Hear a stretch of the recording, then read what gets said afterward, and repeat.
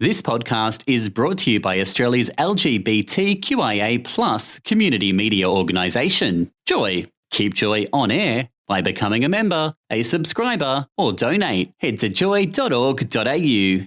Joy, a diverse sound for a diverse community. This is another podcast of Worldwide Wave, the international LGBT news and current affairs show, every week on Australia's first LGBT radio station, Joy 94.9.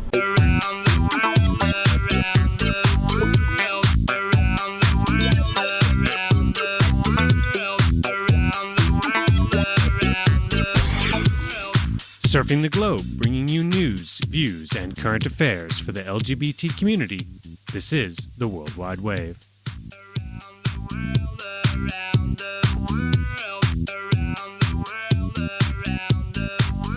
This is World Wide Wave, Joy's international news and current affairs show for and by the LGBTI community, taking you around the globe, one queer story at a time.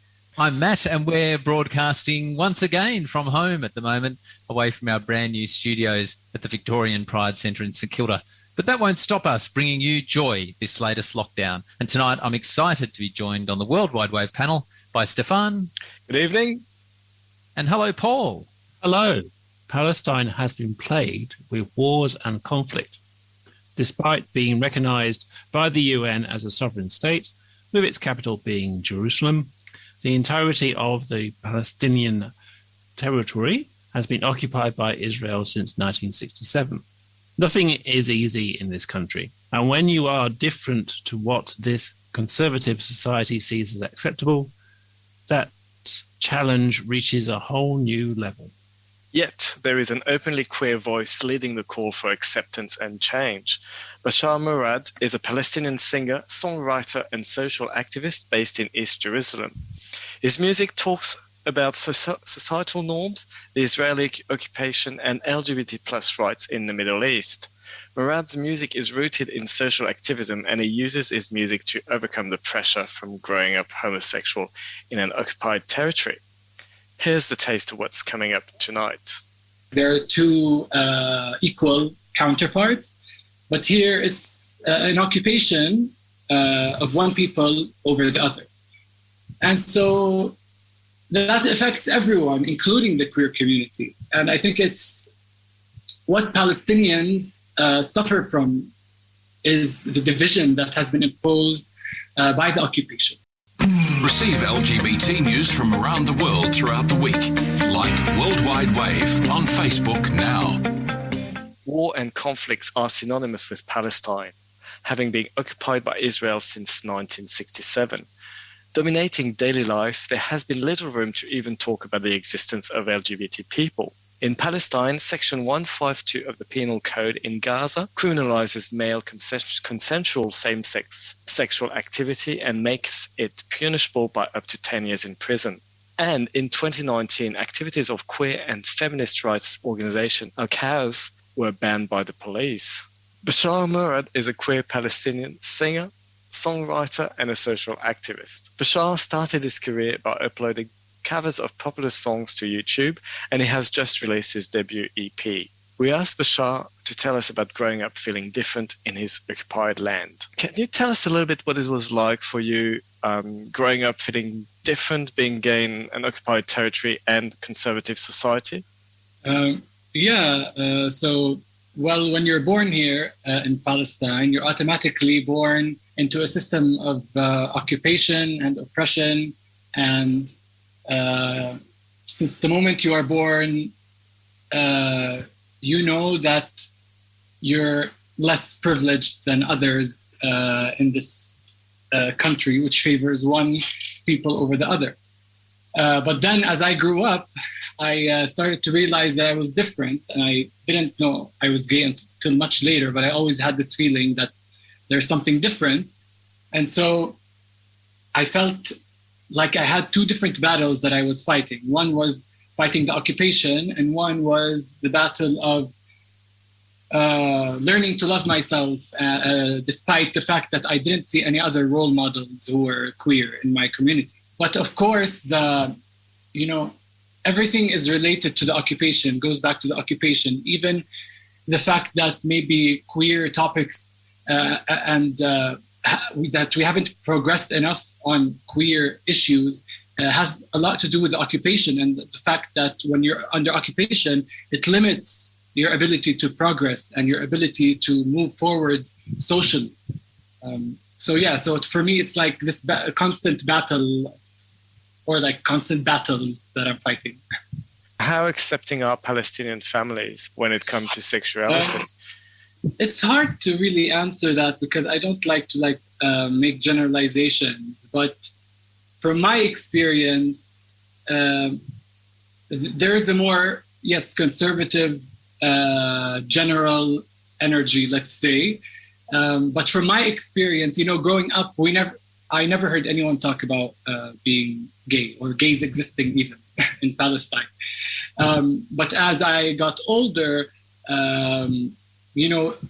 it's about like this community thing where one person, like if you meet another person who is gay, that will create like this community that will slowly get bigger and bigger. And so when I was younger, I thought I was the only gay Palestinian to exist.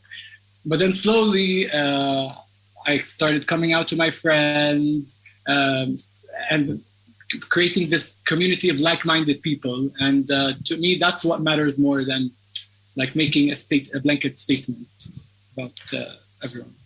I was going to ask you, you're one of the first openly queer Palestinians.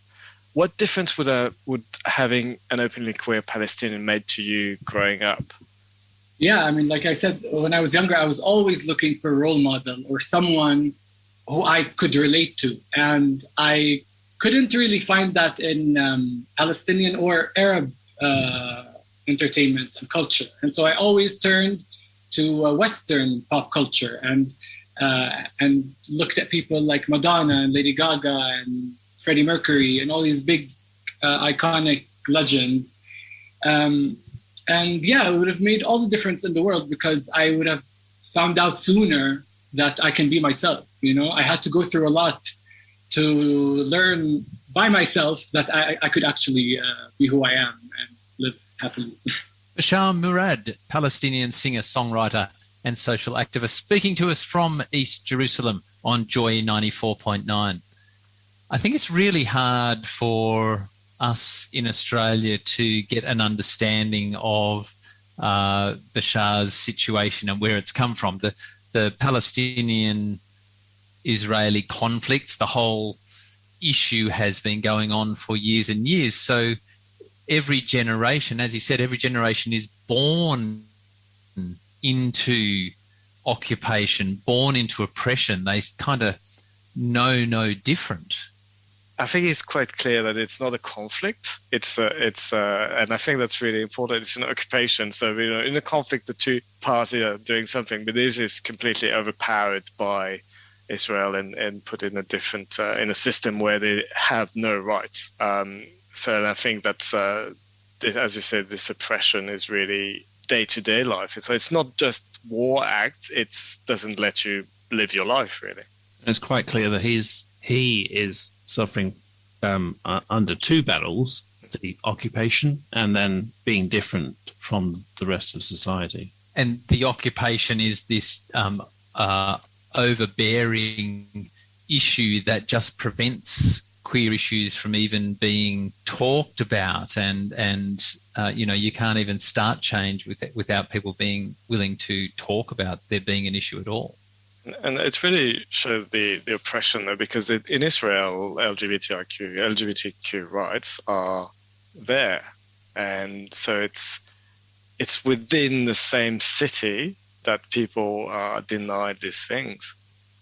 It's interesting that, you're right, Stefan, that the progress that has been made in Israel as one of the most, more progressive, certainly the most progressive, I would say, in the Middle East, has had zero effect on Palestinians. Well, I think it's just a testament to how oppressed they are and how the difference that is made between the two, between Israel and Israeli and Palestinian, and not recognized as people. But you got on top of that, the fact that in Gaza, as we stated earlier, it's actually still criminalized. So even on top of the occupation, you then got the legal system in Palestine, which doesn't support LGBTI people, in particular gay men. And the differences in cultures as well. So there is this probably a more conservative Palestinian society, more conservative background, perhaps a different focus of religion as well. But he also points out that there's just no role models, and that was one of the challenges that he found, not seeing queer people in the community, in the media. That really is a blockage. You can't be what you can't see. I figured it was telling, how you felt different, and when you feel different, then you don't have anybody to identify with, to point out that you don't feel like other people, but you really feel alone, and you don't feel that you don't think there's anybody else that can be like you if you don't have these role models. So it makes it even more difficult. I think he actually says he felt like he was the only gay in Palestine because he couldn't see anyone else like him. And therefore you can't have a conversation with somebody and tell them, it's very difficult to tell them how you're feeling and what you're experiencing, and this additional layer of oppression, if you like. It's amazing that he has been able to become one of the first openly gay Palestinian pop singer, really, with all the barriers. But his reference point to what this gay singer thing was actually Western pop culture. That was what he was seeing in the West. He was able to sort of grasp some things to manage what he was feeling. I mean, we've seen many times with stories from people across the world that having the visibility and actually getting people outside of the community to think of the community as individual people rather than a mass of people actually then moves the story forward, so people can actually think, if they know somebody else who is a member of the LGBTI community within their circle, it does move the conversation forward, and having him as a role model is bound to should help the conversation in Palestine. Indeed, he is becoming what he did not have himself. Coming up, not only do we bring you some of Bashar Murad's music, but Bashar tells us how he got into both music and activism. We're in Palestine tonight. You're listening to Worldwide Wave on Joy 94.9. Hey there, beautiful people. My name is Ian Field Stewart. I use they, them, she, her pronouns. I'm the founder of the Ochre Project, and I am speaking to you on the Worldwide Wave, Australia, Joy 949.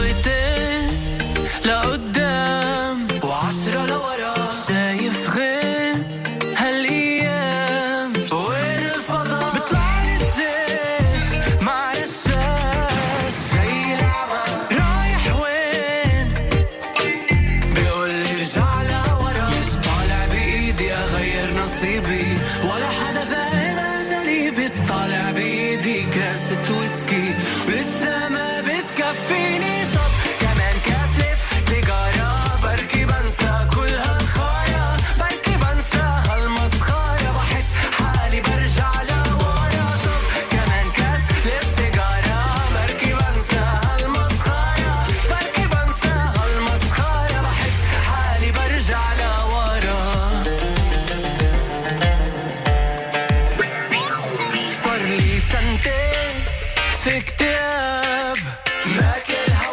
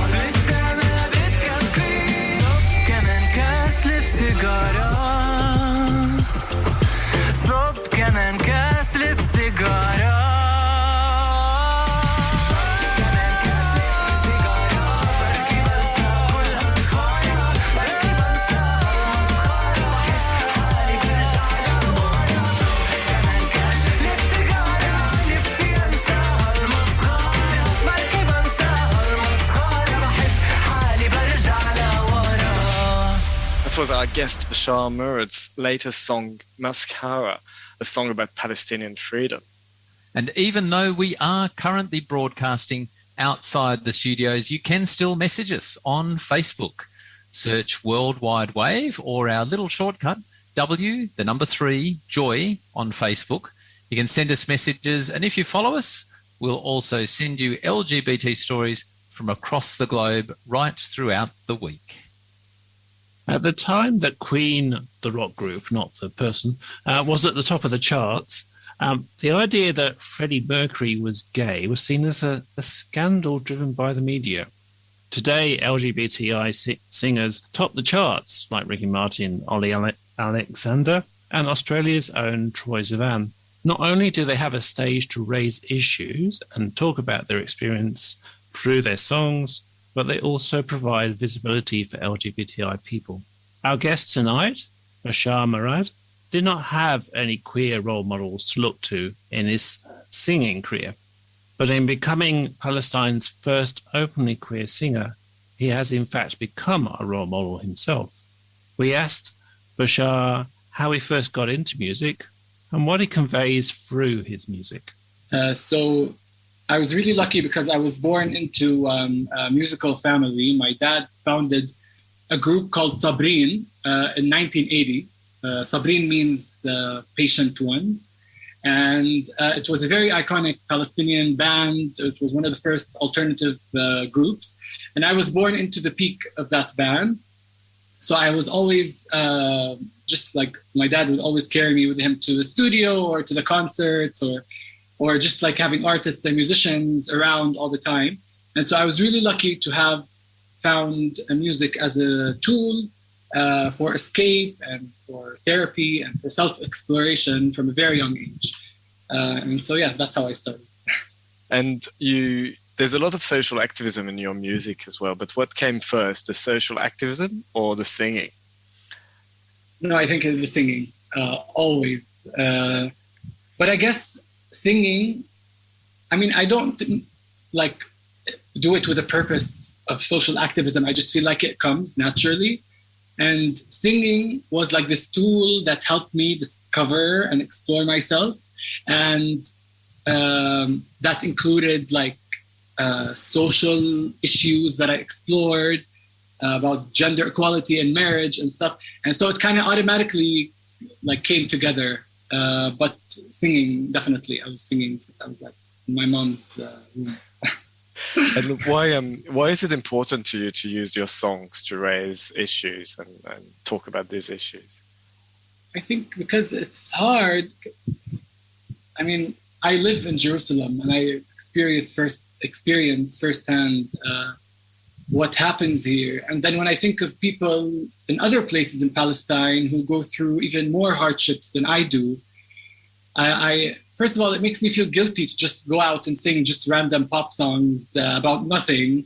I feel like if I want to get my voice to be universally heard, I have to have this message that carries where I came from with me, because I know how important it is, and I don't think pop, just because I do pop, it doesn't mean that it's just going to be like mindless dance. I'll give you dance songs, but with a little bit of like brain work.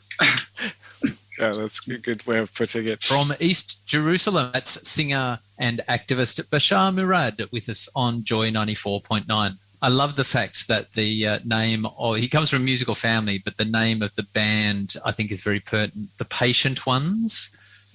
I think if ever there is a culture, a country that has been patient, it has been Palestine. He was lucky to actually, he admits to himself, is lucky to be actually born into a musical family. And I think that's probably certainly helped him in his career going forward. And I think they were very progressive at the time. There was one of the first bands in Palestine, so it's really kind of, and he continues of being the first openly gay singer. So it's funny that happened. And indeed, it was kind of an alternative band when they started it up. So it probably gives a bit of an indication that his parents were more open to different views, and perhaps that might have helped him in acceptance side of things. Let's talk a little bit about being queer in Palestine. Again, it's very hard for us to imagine here, but just catching up with friends, if you wanted to catch up with your gay friends, having to plan it, having to go to a checkpoint and show papers and go through, being questioned. We're very hard. It goes beyond that, because doesn't say one of the occupied areas is actually under blockade, so you can't even leave it. So it's hard to be spontaneous, I guess. Almost impossible. I can't imagine it. I mean, really, it's a thing we see on TV, but unless you're living it, it's very difficult to imagine. Really? You can't imagine it after going through 5 lockdowns? No, well, it's very different. I think it's very different. There's not somebody with, a gun or a rifle at the end of my street that's stopping me and asking me for ID and profiling me based on my skin color. Yes, there've been some, in the lockdown, there's been some, but nothing near that. I think it's just, I can't imagine, really. And at least in lockdown, it's going to end and there's going to be some normality in your life. There doesn't, as much as, look, there's some good things that Bashar has sort of told us. The fact that the path he has taken, where singing has actually helped him to discover himself, is actually quite beautiful. And even in that, whilst it's sort of helped him grow himself, it's then also given him a platform to be able to explore some of the issues which are important to him, one of those being around his sexuality. Songwriting and singers have long been part of the activism. You can think back to the Vietnam War and any issue that's come up, there will be songs about it. And I think it's also raising the profile worldwide of this issue, and so it will be easier for probably some other queer Palestinian, but also maybe other issues in Palestine to be profiled on the world stage more by somebody who's passionate about doing that. Passionate with a really nice mindset about it. I love that line about mindless dance songs, but with a little bit of brain work. You're not getting out of it that easy just to sing along to your Kylie Bop. You're going to have to think about it a little bit. Yeah, yes. And it's going to be difficult for us because of the language to understand what he's saying. But yes, there is definitely the tune as we're showing tonight. It's probably the perfect combination is to get people to listen to it because it's got a good beat, but then actually have a message in the lyrics. So it's for people that speak Arabic, it hopefully will get them thinking about what's actually in the song, what he's singing about. And we are posting a couple of his songs on our Facebook page tonight as well. So go to Worldwide Wave or W3Joy and you can see some of the film clips. And we're, of course, playing some of Bashar's music. Coming up on Joy 94.9, we hear how the Eurovision Song Contest in Tel Aviv in 2019 took Bashar to the world stage. This is Worldwide Wave. A special hello to everybody listening to us on podcast. You can subscribe to receive our podcast automatically either at joy.org.au/worldwidewave or on iTunes, Spotify, or your favorite podcast platform. And don't forget to leave us a review. Eurovision is often controversial, politically divided, and has enormous following within the LGBTI community. That makes it a perfect match for the issues of Palestine and its LGBTI community. At the Eurovision Song Contest in 2019, which Israel was hosting, the Icelandic band Hatari waved Palestinian scarves when their scores were given out in the grand final, marking their solidarity visible to hundreds of millions of viewers. It was something that the band was passionate about, but what you may not know is that our guest tonight actually played a big part in what happened. Queer Palestinian singer-songwriter Bashar Murad tells his story and how the alternative event Global Vision came about. In 2019, Eurovision in Israel took you to the world stage. Could you tell us a little bit what happened? Well, yeah, it's a long story. There's actually a documentary called A Song Called Hate that is touring right now that details the whole story. But basically, I was introduced to Hatari, which is an Icelandic band that was participating in 2019. And they were participating to make a statement against the Israeli occupation. And so when I found that out, we got in touch before the Eurovision happened and we started chatting. We did a song together. They came here for Eurovision. I took them on an alternative Eurovision tour, the one that Eurovision is not going to show you. I showed them the other face of Israel, the face of the occupation, of apartheid, of checkpoints and soldiers everywhere and inequality. And I think what they saw was enough for them to feel full conviction to eventually raise the flag of Palestine in the final of Eurovision, which created a huge online mess for Eurovision, but a great way of showing solidarity and popping the Eurovision bubble that wants to be apolitical, which is impossible when it's being held in Israel. It just doesn't work. Or just apolitical doesn't work for me because I think everything is political. And thank you. You've also done some work with the United Nations, I think. Mm-hmm. Can you tell us a little bit about that as well? Yeah, so that was one of my first projects in Arabic, and it was a song called I Am a Man, Ana Zalame. And it was basically taking like the stereotypes of what it means to be a man, the patriarchal ideas that we grow up learning and just repeating without questioning them. And so the lyrics say, I'm a man, I do what I want, don't try to convince me otherwise. I go out, my sisters don't. And all these other things that we're just used to saying in our daily conversations. And so I created this music video in collaboration with UN Women. And it was really one of the first projects where I felt like I was being heard, especially by the people in my hometown. Now, I wanted to go back a little bit on the conflict. I mean, there's a long history of conflict between Palestinian and Israelis, as you said. How does this impact the queer community? I mean, do queer Israeli and Palestinian get on well together? Can you tell us about that? Yeah. Well, first, I just need to say that it's not a conflict, because a conflict implies that like there are two equal counterparts. But here it's an occupation of one people over the other.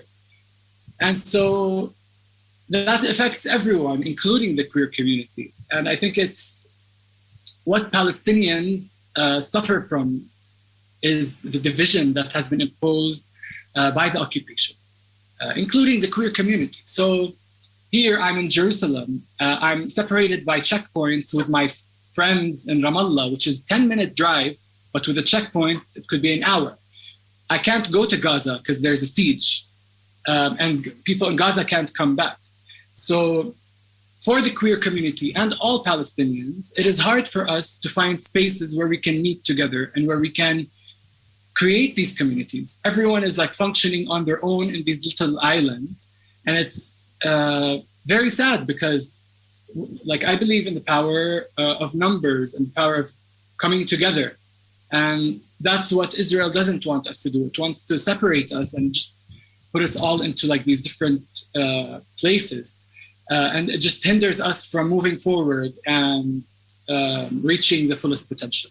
And yeah, so for me, I mean, I don't, like most of my friends and like the queer community I have is virtual. They're all online. People that I've met on Instagram, whether they're here or whether they're in the diaspora. And I just can't imagine how much could be done if we all came together in one space. Yeah. So there's no physical space where you can meet with, or there are. I mean, it's very complicated. Like there are places in each, like in Ramallah, there are places where you can go and it's like, you'll find the queer community there, or in Haifa. But it's just really hard for us all to get together because of like these divisions and separations. If you were to dream, and what would be your hope for the queer Palestinians in the future? I want liberation for everyone, and queer Palestinians, of course. And I want it to not to be surprising when we hear the term queer Palestinian, because queer people exist everywhere and have existed forever. And so yeah, I want it. I want like just our existence not to be questioned on a daily basis, whether it's queer or whether it's Palestinian. And I want it to not be surprising when you read a headline of queer Palestinian. Yeah, queer Palestinian. Because they exist, so you don't want that to be. Yeah. But I understand why it's important, and because we don't see these stories a lot about the Arab world in general.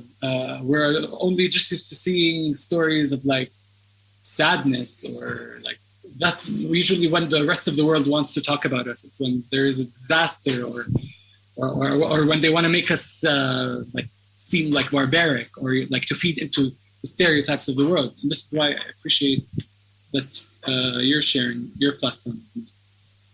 Bashar Murad, a queer Palestinian singer, talking to us at World Wide Wave. Thank you very much. Thank you. A great story from a great talent. The Alternative Jerusalem tour, that's a really, it has really obviously brought the issues home to the Icelandic band and, really inspired them a lot. Yeah, because I'm sure the official Eurovision wouldn't actually have sent them anywhere near Palestine. You think? I'm just guessing here. Off the top of my head, I don't think that's something that's best kept hidden, I think, for the international audiences. And certainly I have to say, and certainly for the Israeli broadcasters. I have to say, I did laugh out loud when he was sort of talking about Eurovision is meant to be apolitical and therefore the flags weren't allowed. I think Eurovision is just about the most political thing in the world, the way people vote.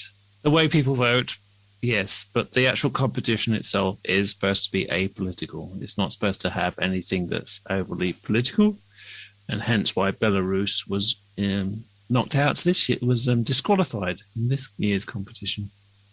I actually remember there was a lot of booing and whistling when they actually showed the band with their scarves. And there was a report. It was to an Israeli audience, wasn't it? Yes. Well, an international audience, because I don't remember at that time we could actually travel. Oh. I'd forgotten. Yes. So it wasn't a purely Israeli, it was mainly Israeli audience, but it wasn't a purely Israeli one. But I remember an article afterwards where one of the female members of the band said she was actually terrified going back to the hotel after the reception that they'd had after showing their scarves. She wasn't sure they were going to be safe. One of the other things I thought was interesting was just that lack of space for queer people to meet. So without being able to meet like-minded people, you can't create community. And there are all these barriers in place, whether it's a physical one of a checkpoint or other barriers across society that keep queer people separated so they can't form any sort of community. There seems to be that the stereotypes that he talks about in the last bit, that doesn't help the male stereotype, that if you don't fit the stereotype, which I'm assuming applies both to male and female, you're going to be ostracized by society. And the pathway forward, Bashar seems to indicate that the bigger issues need to be dealt with first, liberation first, and that might allow some room for queer liberation beyond that. That means it's a very long path. It sounds like a very long road ahead. But I do like his measure of success, where a queer Palestinian shouldn't raise an eyebrow. It should not be something that's unusual. Yeah, exactly. And we have faith that Bashar Murad will blaze a trail for queer Palestinians. This is Dede Utama from Kaya Nusantara in Surabaya, Indonesia, speaking on World Wide Wave.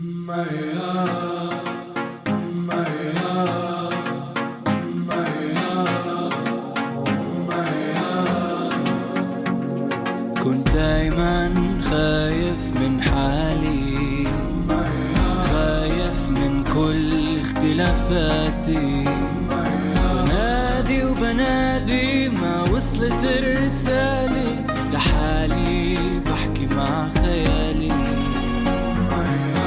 حبي غير قانوني، حبي غير قانوني، حبي جاب لي جنوني. تقدر تاخد كل وعيي، هددني ربط ايدي، احرمني من اسمي وحقي، ارفضني ما بتغيرني.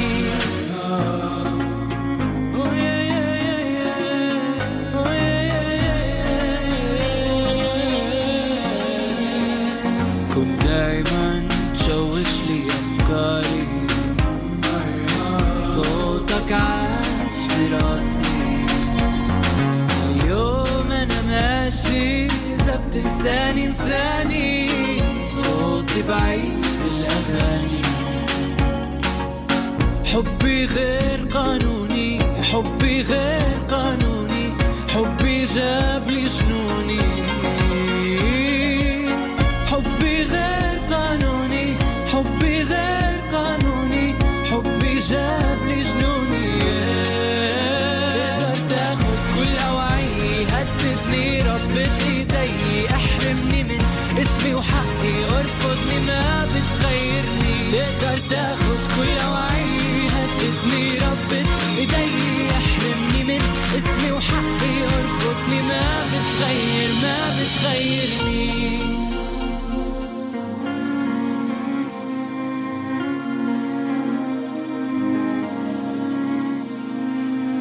قصولي جناحي وما زبط اني اطلع من القفص، انا عصفور الحواس. حبي غير قانوني، حبي غير قانوني، حبي جاب لي جنوني. تقدر تاخد كل اغراضي، حاول امحيني عالفاضي، تركني بحالي انا راضي، ما بتغيرني.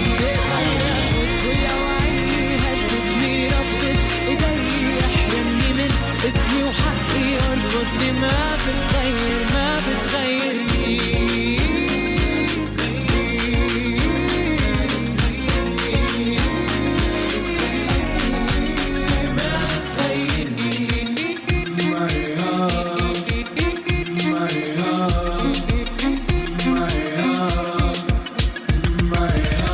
غيرت بحالي وما زبط اني اضل جوا القفص، أنا عصفور ما بينحب. You're on World Wide Wave on Joy 94.9, and that was Bashar Murad with Ma Bit Gayrani, I Am a Man, the song that Bashar composed when he worked with the UN to make gender equality at the forefront. This Joy program has a podcast, and you can subscribe to it at joy.org.au. A huge thank you tonight to singer, songwriter and activist Bashar Murad. You can download or stream his music on all the major music platforms, and you can follow him on Instagram at Bashar Murad Official. Also, a big thank you to everyone that interacted with us or joined us on Facebook. That's Hope, Betty, Richard, Selena, and a heap more. Now, we're very easy to find on Facebook. That's just W3, the number 3, Joy. And we have a fabulous team behind us. A big thank you to Peter, our podcaster, and Dean, our social media master. Thanks for listening to another podcast from World Wide Wave, the show that takes you around the globe, one country at a time. World Wide Wave is the international news and current affairs show on Australia's LGBT radio station Joy 94.9. You can listen live every Tuesday night from 7 p.m. Eastern Australian Time on 94.9 FM in Melbourne, and online at joy.org.au. You'll find all our podcasts at joy.org.au/worldwidewave or follow us on Facebook for the latest international LGBT news. Search W3Joy on Facebook now. Thanks for listening to another Joy podcast, brought to you by Australia's LGBTQIA+ community media organisation, Joy. Help us keep Joy on air. Head to joy.org.au. Joy, a diverse sound for a diverse community.